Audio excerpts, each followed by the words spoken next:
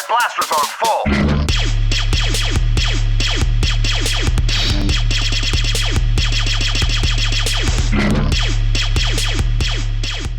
What's up guys, Gripe here with another review, and today we're going to check out the Marvel Legends Red Onslaught Build-A-Figure. And since there's no packaging or accessories, I figured I'd give you a really quick backstory on Red Onslaught, and he is actually a Red Skull clone that happened to steal Professor X's brain.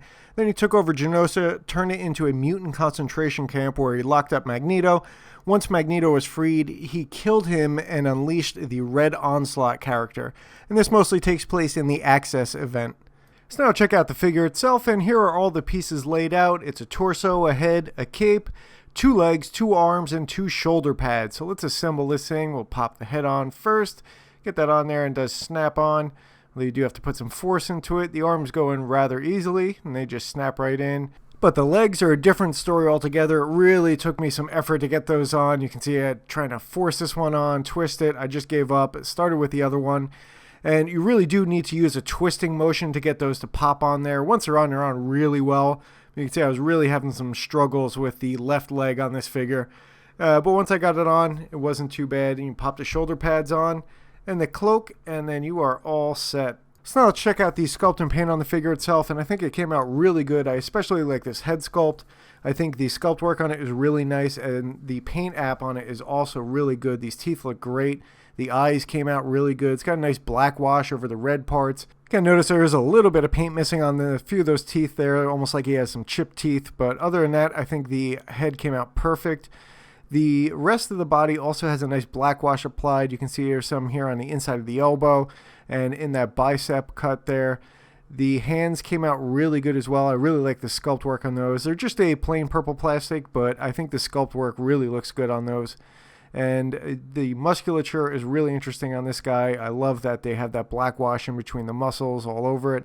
Let me just take the cloak off here so we can get a better look at the back. And again, nice black wash there in that centerpiece. Otherwise, the musculature is sculpted really well on this. The front of the torso came out really good too. I really like the way they sculpted the musculature on there. It's a little bit more angular than in the comics, but I think it looks really good. I especially like these side lat muscles they have here. We'll just pop the cloak back on, so when you're looking at the rest of it, you're kind of seeing the whole figure. And we'll check out the legs, which I think came out really good. I really like the sculpt on it, and I love the black wash that's all over here. You see it on the inside of the thighs here in that ribbed area. You have it on these panels on the side. Back of the knees have a great black wash on them as well. And I really like the detail that added to the figure. You can see it's really nice here on the knees. And the boots are just a plain purple plastic, but again, I really like the sculpt work on here. I like that angular type of design they put on there. There are a few issues though here on the leg. You can see there's almost like this matte area there, so I'm not quite sure what happened on that. You can see a little bit here on this leg as well. It's not a huge deal. There's also some black wash that spilled over into other areas. It's really not that noticeable unless you're up close, and there is some molding issues here on the upper back thighs. It's probably where the plastic was injected, but otherwise looks really good. And again, the boots came out great. No tread on the bottom, but he does have 2 peg holes. So now check out the articulation on the figure, and it is a fairly well articulated figure. There are a few hindrances here or there, and we'll go over those. The head is a little stiff, but you can get him to look up about that high, and he does look down about that far. The chin does hit that neck armor. And you can have him look left and right about that far until the chin again hits the neck armor, and it does make him look up when you're turning the head. Shoulder pads do hinge up and down a little bit, and they really hinder the arm movement. You can only raise the arms up about that high, and when you try to rotate them around the shoulder, you can only get them up that high. You can get a little bit farther with that notch there, but that's all you're going to get. Going back is even rougher. You do have the cloak in the way. Again, you could take that off or just kind of move it out of the way. And once you move it, you can get them about the same as they go forward because of the shoulder pads. You do have a pretty good bicep cut. You can rotate the arm all the way around there. And he does have single jointed elbows. They're a little stiff, but you can get maybe 75 degrees or so out of those, 80 degrees. You can get some rotation at the elbow as well. You can spin the gauntlets freely, and the wrists are swivel and hinge, although you're not really getting too much of a hinge out of them. You're only going up about that high and down that far. But again, you can spin that gauntlet around, and there's a little bit of a point on the one end, so that'll help you get a little bit more of the hinge movement out of there, also depending on how you have the wrist swiveled. So let's take the cloak off so you can see the diaphragm joint here. It has a decent bend forward. It's really not that much, but it's not too bad.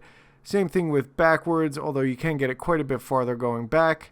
which is nice. You do also have some side to side, and it's a decent amount in either direction. You can actually get a pretty good bend on him that way, and he does have full rotation.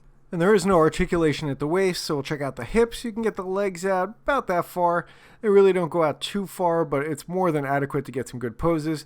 He also has a decent kick forward. Let me get the arm out of the way so you can sit. You can get probably just a little bit over 90 degrees actually. Kick back, you're pretty limited. You're getting maybe 10 or so. You can get a little bit farther, but you have to swing the legs out pretty far. It does have really good double jointed knees, so you can get a nice bend on those. While there is no boot cut or rotation at the knee, you can swivel the legs at the top of the hip here, where you actually attach the leg to the torso. You can get a decent amount of rotation out of that. And the ankles go down about that far. You can get them up only about that far, which isn't that much, but it's not too bad. Don't have any rotation, but you do have a really good ankle rocker pivot. You can get that way over on either side, which is nice. So now let's check out the size and scale of the figure, and he stands at just under 8¼ inches tall. I think my camera angle is a little off on this. And here he is next to the Captain America figure from the same wave on the left and the Infinite Series Mark 43 on the right.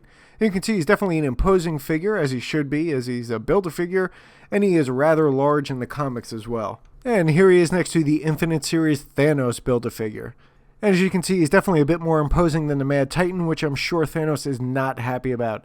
So overall, I have to say I really love this figure. It's a really badass looking figure. They did a great job with the sculpt and paint. I especially like the black wash that they applied to not only the head, but the different body parts. The head sculpt and paint are amazing. I really like it. And it's really just a great culmination to a really awesome wave. And while the articulation is a little iffy, especially in the arms because of the shoulder pads, the way they sculpted the hands, you can really get some nice expressive poses out of them. Alright guys, I hope you enjoyed the review, and as always, subscribe for more.